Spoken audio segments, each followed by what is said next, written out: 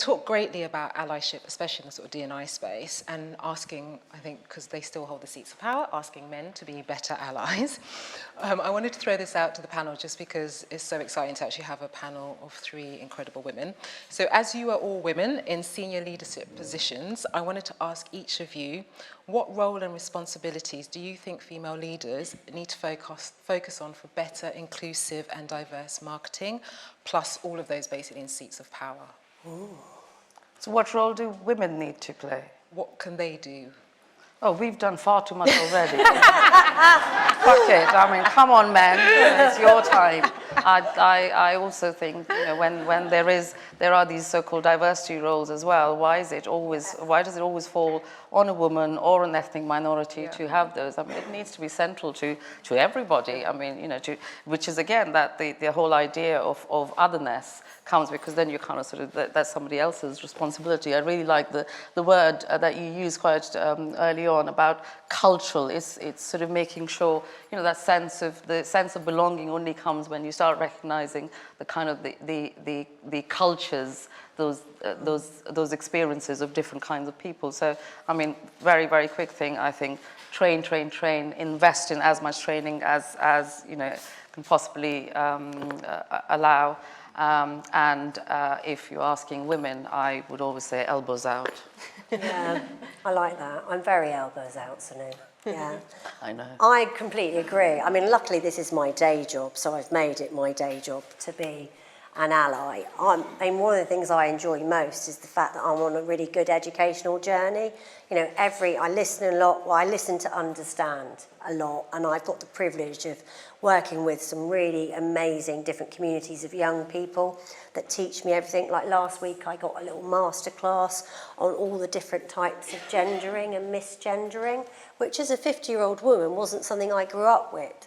So I think one of the big joys of it is I'm becoming a more fully rounded human being and more useful the more work I do. But at the same time, I'm completely with Sanu. Everybody needs to be doing this work.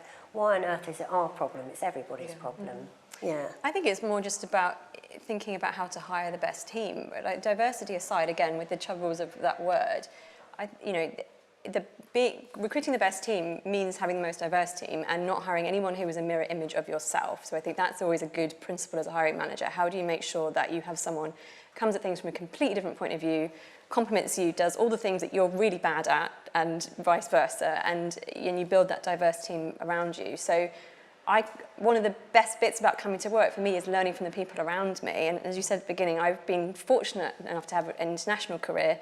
It means that I'm incredibly picky in roles in the UK, that I don't want to work with a load of British people who are like me. Like, no way. I want to meet people who are different, who are going to challenge me, who come back from different backgrounds.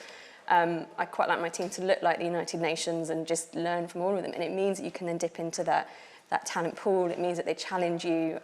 So I think just in the individual choices that you make, try and find people who are as different to you as possible. I think that's when you learn yourself, but also it makes for better work. And then to the point earlier we made, you have to play the long game, to think about hiring, recruitment, the kind of the ways in, the super highways in. Use lots of great transport analogies, Ali, to find people who are gonna just shake up the talent pool. Otherwise, you get the same grads from the same universities with the same background.